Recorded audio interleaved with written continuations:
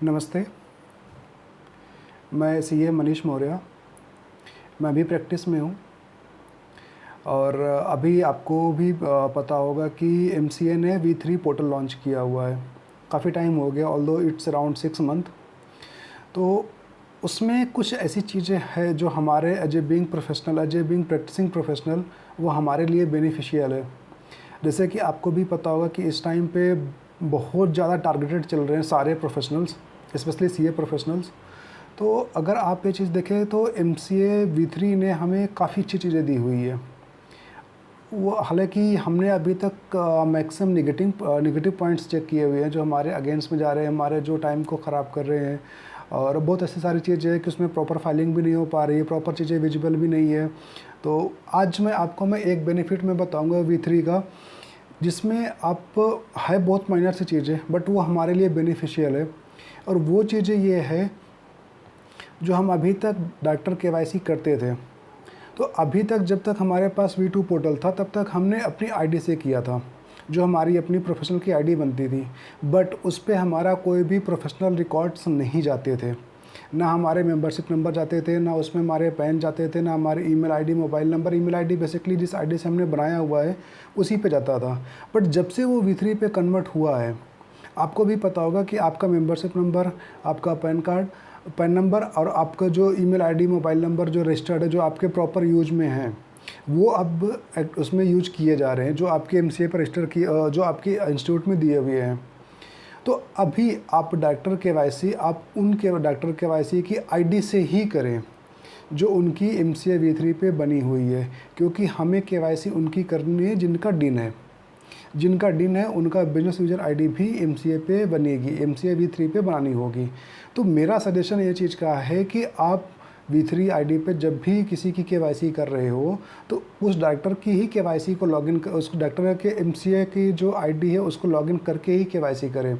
उसके बेनिफिट्स क्या होंगे, जैसे अभी हम लोग टारगेटेड चल रहे हैं, तो अगर आप किसी की केवाईसी कर रहे हैं, आपको भी पता होगा कि बहुत सारे ऐसे लोग हैं जिनका प्रेजेंट एड्रेस कुछ और है, परमानेंट एड्रेस कुछ और है, बट उनके पास सारे रिकॉर्ड्स उनके परमानेंट एड्रेस के। तो हमने वो डाल के केवाईसी कर दिया था जब स्टार्टिंग में आया था। उसके बाद से हम हर एक साल हम उसको वेब केवाईसी करते जा रहे हैं, जिसमें भी हमारा कोई भी चीज़ अपडेट नहीं हो रहा है। Same email ID, mobile number पे ओटीपी आता है, हम ओटीपी लेके वेरीफाई कर देते हैं। बट जब अगर आप अपनी आईडी से फाइल कर रहे हैं, as a being professional, CA में हो, सीएस में हो, सीएम में हो, कोई भी हो, मैं सारे के लिए मैं बता रहा हूँ ये चीज़ें।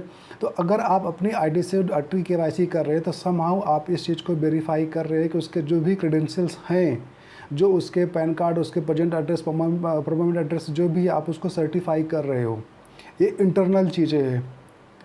तो मेरा सजेशन ये चीज़ का है कि आप जब भी किसी भी डॉक्टर की केवाईसी करें, वो डॉक्टर हो, एलएलपी में पार्टनर हो, कोई भी हो, उनकी आप बिजनेस यूजर आईडी बनाइए। और उनकी आईडी बनी हुई, क्योंकि उसी आईडी पर जाके आप उनके डीएससी को रजिस्टर करेंगे, तभी आगे फाइलिंग कर पाएंगे।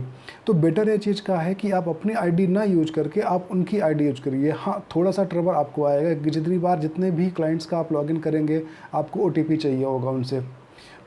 दूसरी चीज़ ये है कि जब भी आप उनसे ओटीपी लेंगे तो उनका कितना टाइम इन्वॉल्व हो रहा है, हमारा कितना टाइम इन्वॉल्व हो रहा है, कितनी बार हम उनसे ओटीपी मांग रहे हैं। क्योंकि यूजुअली क्या होता है कि सारे क्लाइंट्स इरिटेट होते हैं हमें बार बार ओटीपी देने में। हम उनको ये चीज़ें बोल सकते हैं कि जो आप ओटीपी देने में आपको दिक्कत आ रही है, तो आप समझो ये चीज़ कि हमारा कितना टाइम इन्वॉल्व हो रहा है, हम उस पर अपने कितना टाइम ख़राब कर रहे हैं। That is the one of the excuse नहीं कह सकते, बट बेसिकली क्योंकि हम लोग केवाईसी के फीस चार्ज नहीं करते। ऑलमोस्ट सारे प्रोफेशनल्स का ये फ्री ऑफ कॉस्ट सर्विस जा रही है। केवाईसी हो गया, DPD3 हो गया, कुछ और भी हमारे ऐसे फॉर्म्स होते हैं जिनके हम फीस चार्ज नहीं कर रहे हैं। ये बहुत नॉमिनल से फीस चार्ज कर रहे हैं, जो लोग चार्ज भी कर रहे हैं। तो आप उनसे एक रिजनेबल फीस चार्ज कर सकते हो। सेकेंडरी, आप उनकी आईडी से ही फाइल करिए।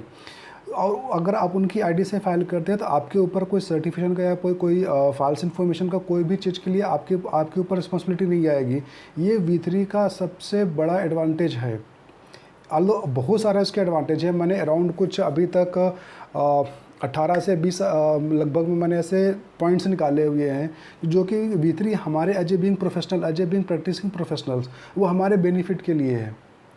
आप ये चीज़ें देखो कि जब से V3 आया हुआ है तो हमारे जो यूज़र इंटरफेस है, जो जिस पोर्टल से हम लोग एक्सेस करते हैं बाकी सारी फाइलिंग करने का, वो उतना स्ट्रांग नहीं है। But to be very fact उनके जो बैकएंड चल रहे हैं, उनके जो उन्होंने बैकएंड बनाया हुआ है वो बहुत स्ट्रांग है और बहुत एनालिटिकल्स है।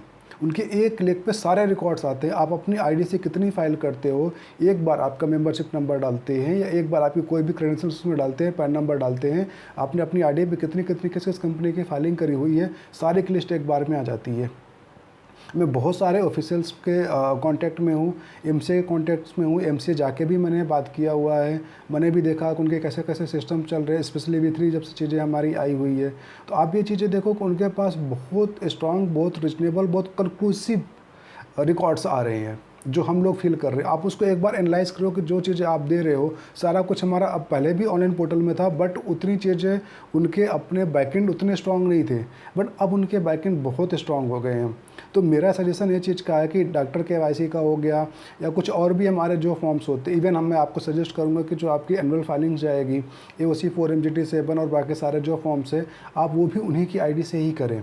बेनिफिट ये चीज़ का रहेगा क्योंकि अगर हमारे एनुअल फाइलिंग पे किसी चीज़ पे कोई भी नॉन कंप्लायंस होता है, लाइक अगर हमारे AGM का ड्यू डेट आगे पीछे होती है, हमारे बोर्ड मीटिंग्स कम होती है या कुछ और भी चीज़ें, हमारी कुछ भी चीज़ें होती है, या हमारे उनके जो डॉक्टर्स की अपनी रिपोर्टिंग्स होती है, जो डॉक्टर रिपोर्ट्स बनते हैं, तो उसमें अगर उन्होंने कुछ मिस इन्फॉर्मेशन किया, स्पेशली जैसे अगर हम बात करें loan from doctor related party transactions का, ये सारे उसमें कुछ ना कुछ हद तक हमारे मिस इन्फॉर्मेशन जाती है, कम्प्लीटली इन्फॉर्मेशन नहीं जाती है। अगर मैं उस कंपनीज़ की मैं बात करूँ जिनके टर्नओवर अराउंड कुछ 40-50 लाख तक होते हैं, करोड़ के ऊपर क्रॉस नहीं करते, वहाँ तक हम ले सकते हैं, अप टू 1 करोड़ लेके चल सकते हैं। तो उनमें बहुत सारे ऐसी फाइलिंग्स होती है जो कि जिसमें सर्टिफिकेशन नहीं चाहिए होता है, बट स्टिल हम लोग उसको अपनी आईडी से फाइल करते हैं। अब उनकी आईडी से ही फाइल करना शुरू करिए, इसमें आप भी सेफ गार्ड रहेंगे और जो भी रिस्पॉन्सिबिलिटी आएगी, जो भी टाइम लगेगा, क्लाइंट्स को भी पता होगा, आप उसके हिसाब से एक रिजनेबल फीस भी चार्ज कर सकते हैं। और इसके और भी सारे बेनिफिट्स रहेंगे जो कि आपको टाइम पता चल जाएगा कि हाँ इसके क्या क्या बेनिफिट्स हैं। और बाकी सारी जो चीज़ें हैं वो भी हम आपसे डिस्कस करेंगे, बट अगले बार। अभी के लिए बस इतना ही। नमस्ते।